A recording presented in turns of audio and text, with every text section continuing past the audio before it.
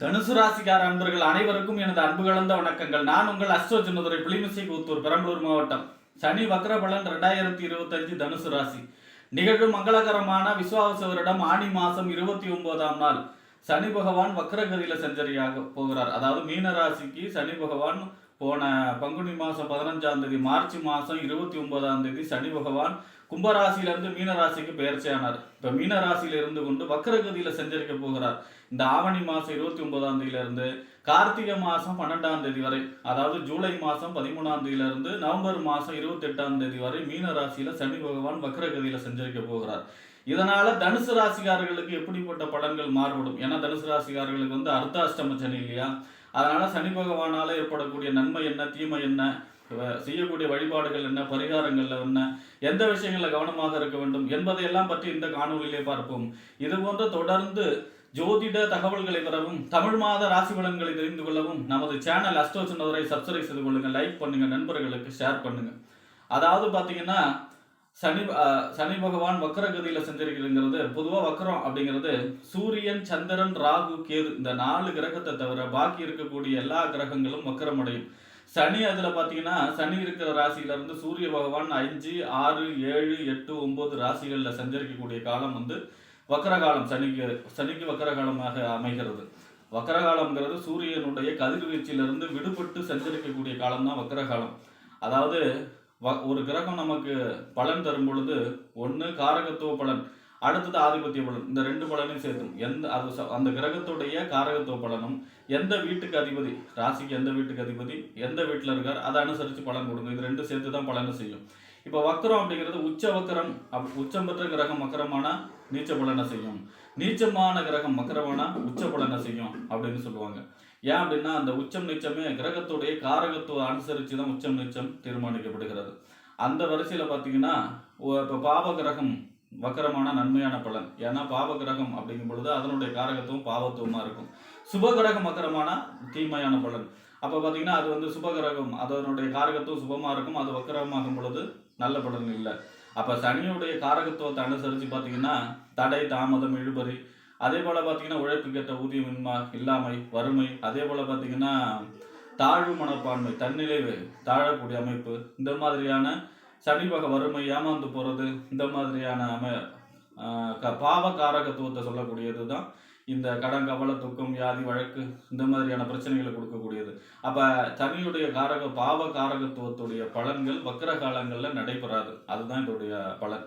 அப்போ பார்த்தீங்கன்னா தனுசு ராசியை பொறுத்த வரைக்கும் சனி பகவான் 2ஆம் இடம், வாக்கு, தனம், குடும்பம், வருமானம் சொல்லக்கூடிய 2ஆம் இடத்திற்கும், 3ஆம் இடம் என்று சொல்லக்கூடிய முயற்சி ஸ்தானம், வெற்றி ஸ்தானம், இளைய சகோதர ஸ்தானம், ஒப்பந்தம், கையெழுத்து எல்லாம் சொல்லக்கூடிய இடத்துக்கும் அதிபதி. 2க்கும் 3க்கும் உடையவர் 4ஆம் இடத்துல செஞ்சிருக்கிறார். 4ஆம் இடங்கிறது என்ன? வீடு, வண்டி, வாகனம், அன்னை, தாயார், சொத்து, சுகஸ்தானம். இந்த 4ஆம் இடத்துல செஞ்சிருக்கிறது என்னன்னா அர்த்தாஷ்டம சனி. 7.5 நாட்டு சனி 7.5 வருஷம் கெடுபலனை எப்படி மெதுவாக செய்யுமோ அதை வேகமாக செய்யறது அஷ்டமச்சனி. ராசி 8ல் செஞ்சிருக்கிறது. அந்த அஷ்டமச்சனியில பாதி கெடுபலனை செய்யக்கூடியது அர்த்தாஷ்டமச்சனி. அப்போ தனுசு ராசிக்காரர்களுக்கு அர்த்தாஷ்டமச்சனி நடக்குது. இப்போ இந்த வக்ர காலங்களில் என்ன ஆகும்னா அர்த்தாஷ்டமச்சனி வேலை செய்யாது. இந்த 2ஆம் இடத்திற்கும் 3ஆம் இடத்திற்கும் அதிபதி 4ல் இருந்தால் என்ன பலன் நடக்குமோ அது நடக்கும், அவ்வளோதான். அப்போ 2ஆம் இடத்து அதிபதி 4ல் இருக்கார் அப்படின்னா 2ஆம் இடங்கிறதுனா வாக்கு, தனம், குடும்பம், வருமானம் இல்லையா?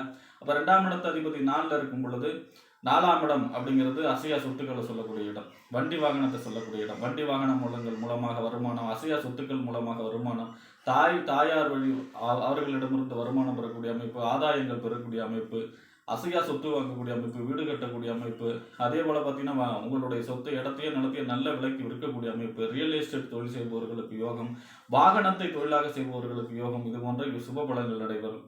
அடுத்தது 3ஆம் இடத்து அதிபதி 4ல் இருக்காருன்னா 3ஆம் இடங்கிறது பத்திரப்பதிவு. அப்போ கண்டிப்பாக இடம் வாங்கக்கூடிய அமைப்பு அல்லது விற்கக்கூடிய அமைப்பு இருக்கும். அதே போல் வாகனம் வாங்கக்கூடிய அமைப்பு, விற்கக்கூடிய அமைப்பு அல்லது எக்ஸ்சேஞ்ச் செய்யக்கூடிய அமைப்பு இருக்கும். இந்த ரியல் எஸ்டேட் தொழில் செய்பவர்களுக்கு இந்த நிறைய பத்திரப்பதிவு நடக்கக்கூடிய அமைப்பாக இருக்கும். அதே போல் பார்த்தீங்கன்னா 4ஆம் இடங்கிறது சுகஸ்தானம், கம்ஃபர்டபுள், எதுக்கும் பெரிய எஃபெக்ட் போடாமல் வெற்றி பெறக்கூடிய இடம் 4ஆம் இடம். அப்போ இந்த 4ஆம் இடத்துல அர்த்தாஷ்டம சனியாக இருக்கும் பொழுது பார்த்தீங்கன்னா நிலம், இட சம்பந்தமான பிரச்சனை, தாயாருடைய ஆரோக்கியத்தில் பிரச்சனை, அதே போல் பார்த்தீங்கன்னா வண்டி வாகனங்கள் அடிக்கடி பழுது ஏற்படுறது, இந்த மாதிரியான பிரச்சனைகள் கொடுத்துருக்கும். சுகத்தை பாதிக்கும். எதுக்காக? ஒரு விஷயத்துக்காக பல தடவை முயற்சி பண்ணி தடை ஏற்படக்கூடிய அமைப்பாக இருக்கும். ஆனால் அந்த அர்த்தாஷ்டம சனி இந்த அர்த்தாஷ்டம சனி வக்கர காலங்கள் நடைபெறாதுங்கிறதுனால அது எல்லாமே உடனுக்குடன் நடக்கும். 3ஆம் இடங்கிறது நம்ம ஃபர்ஸ்ட் எடுக்கக்கூடிய முயற்சி 3ஆம் இடம். அப்போ அந்த 3ஆம் இடத்து அதிபதி 4ல் இருக்காருன்னா, இப்போ இன்ன வரைக்கும் பார்த்தீங்கன்னா எந்த முயற்சி எடுத்தாலும் தடை தாமதம் இழுபறி அப்புறம் நடக்கும். ஆனால் இப்போதைக்கு பார்த்தீங்கன்னா வக்கர காலங்களில் எடுத்த முயற்சி எடுத்த உடனே நடக்கக்கூடிய அமைப்பாக இருக்கும். இளைய சகோதர வழி அனுகூலங்கள் இருக்கும். அதே போல் பார்த்தீங்கன்னா அக்கம் பக்கத்து வீட்டுக்காரங்களில் ஒரு சில பிரச்சனைகள் இருந்தாலும் இப்போல்லாம் தீர்ந்து வைக்கக்கூடிய அமைப்பாக இருக்கும். அதே மாதிரி ஒப்பந்தம் கையெழுத்து புதிய கான்ட்ராக்ட்லாம் கிடைக்கக்கூடிய அமைப்பு, வாய்ப்புகள் வரக்கூடிய அமைப்பு, நல்ல செய்தி வரக்கூடிய அமைப்பு, இந்த மாதிரியான யோக பலன்களை எல்லாம் இந்த வக்கர காலங்களில் சனி பகவானால் தனுசு ராசிக்காரர்கள் அனுபவிக்க போகிறார். பொதுவாக பார்த்தீங்கன்னா இந்த அர்த்தாஷ்டம சனியோட பாதிப்பு இல்லாமல் 3க்கும் 2ஆம் இடத்திற்கு 3ஆம் இடத்துக்கு உடையவர் 4ஆம் இடத்தில் இருக்கிறார் சனி. அவர் தன்னுடைய காரகத்துவ பலனை குறைச்சி இந்த ஆதிபத்திய பலன்களை அதிகமாக செய்ய போகிறார். ஆக இது தனுசு ராசியை பொறுத்த வரைக்கும் குரு 7ல் இருக்கார். அப்போ இப்போ அஸ்தங்கத்தில் இருக்கார்.